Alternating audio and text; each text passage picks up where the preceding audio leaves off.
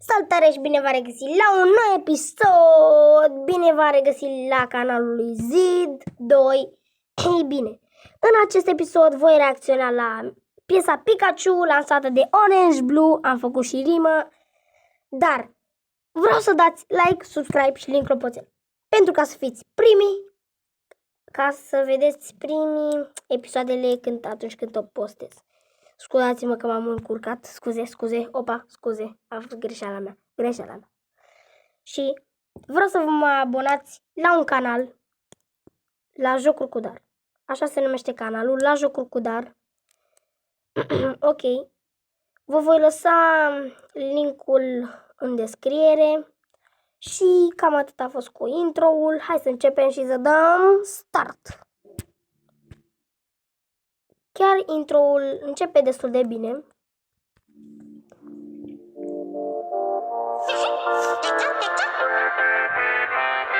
Adi a bătut palma și văd că duce niște cești. Deci, după cum pare, cred că Adi lucrează într-o cafenea.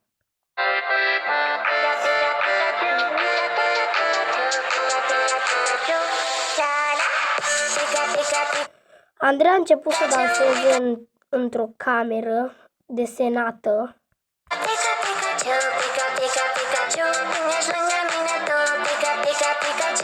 Văd că Pikachu vrea să-i dea sfat. Oh, voi vedeți? În acest cuptor se vede o cutie de pahare. Ați observat?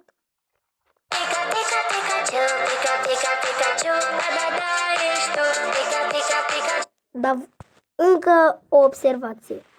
Voi vedeți că Adi poartă un short cu Pikachu cu o șapcă?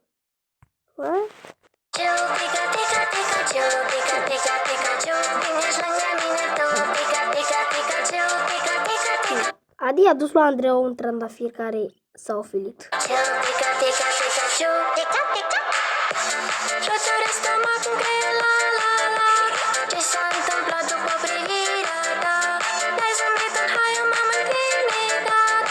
Ok, văd acolo că e un semn Pikachu, adică e ciudată.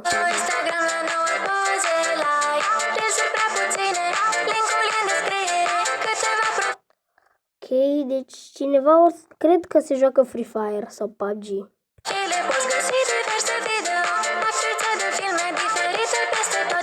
Ok, deci Adi i-a adus lui Andreea un milkshake și a adus și lui și se pune și el la masă cu ea.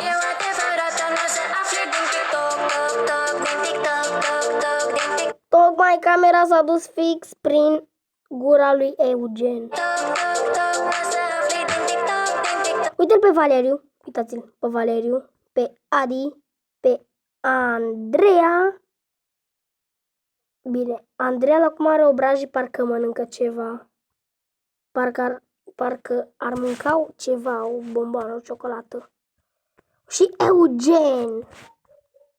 Ok, deci, ok, hai să-i dăm drumul iar. Hei, s-a lăguit! N-ai vă să te lăguiești! Am revenit!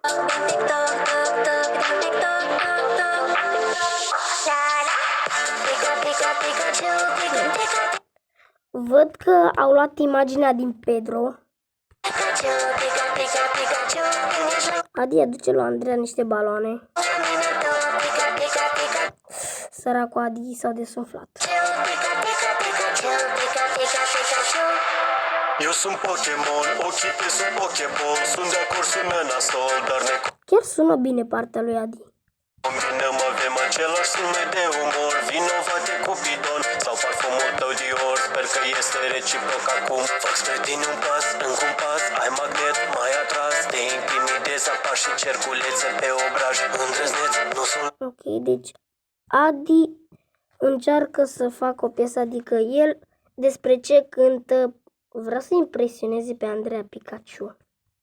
Te cuprind, am curaj, mă electrizez, apar scânte. Bani, numai bani, zici cântacul meu sună mai. Hei, melodia asta era despre Andreea Pikachu și Adi Ursu, nu despre bani. Întorceți-vă înapoi la povestea de adineuri. Am ambiții mari, ob să dau de bani, dar privirea ta totul Așa e bine.